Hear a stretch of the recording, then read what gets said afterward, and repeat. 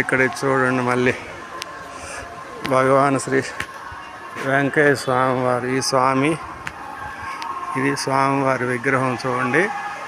ఇక్కడ పూజారి చెప్పిన దాన్ని బట్టి ఆయన 1979 ప్రాంతంలో ఇక్కడికి వచ్చారంట.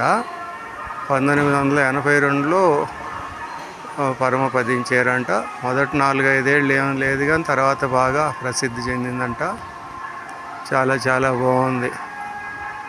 మేము చూసిందే కాకుండా మీకు కూడా చూపించాలని నా ఈ చిన్న ప్రయత్నం. వెంకయ్య స్వామి ఇక్కడ చెన్నై టు కలకత్తా హైవే నుంచి చెన్నై నుంచి వెళ్ళేటప్పుడు కుడి చేతి పక్క, ఇటు ఒంగోలు నుంచి వెళ్ళేటప్పుడు ఎడం చేతి పక్క బోర్డు రాసి ఉంటుంది, గొలగమూడి శ్రీ వెంకయ్య స్వామి ఆశ్రమం అని. ఇదంతా ఆయన పాత కుటీరం అన్నమాట. ఇందాక చూసిందేమో కొత్తగా డెవలప్ చేసింది.